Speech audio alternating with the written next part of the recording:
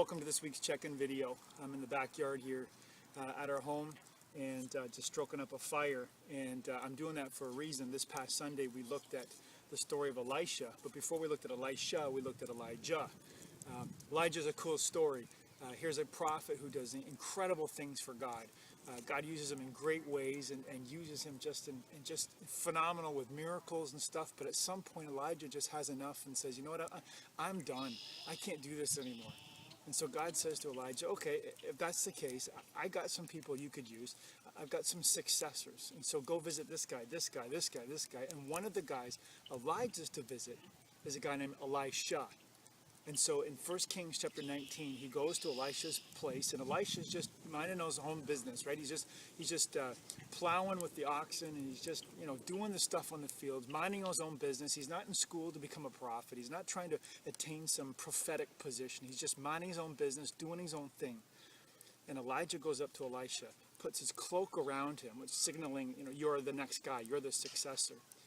And Elisha says, let me just go back and say goodbye to my folks. And he goes back in and he says goodbye. And then, this is the incredible thing. He takes the plow that he was using and he lights a fire with it. Takes all the utensils like this and just makes this big roaring fire. And then takes the oxen that he's got and he slaughters the oxen and he cooks up the meat and gives it to everybody. And at that moment, when everything's done and the fire's done and everybody's had their full, he takes off and he follows Elijah.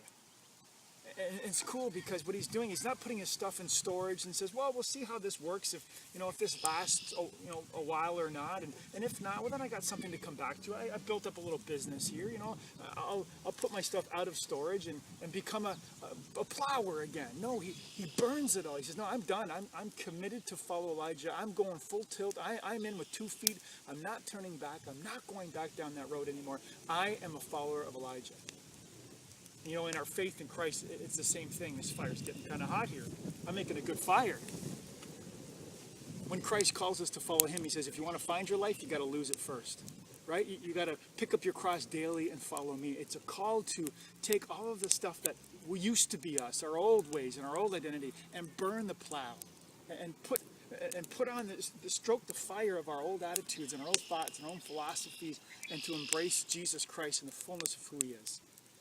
And I say that, friends, because we may like Jesus, we may even believe in Jesus, but some of us still have these attitudes, have these thoughts, have these things in our life that still we need to put on the fire, and we need to burn, and we need to walk in a full commitment of following Christ and knowing who he is.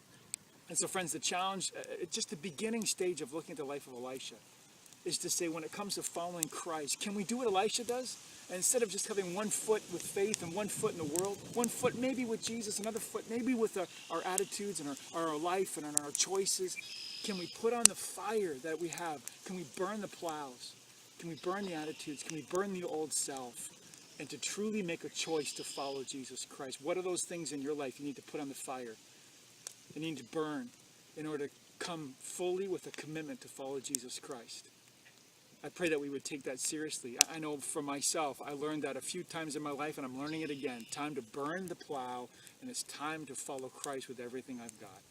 Friends, I pray that you'll be able to learn that lesson and to create your own fire and have a celebration of burning some of those old things and to follow Christ with everything you got. God bless you. Thanks for watching. Have a great week.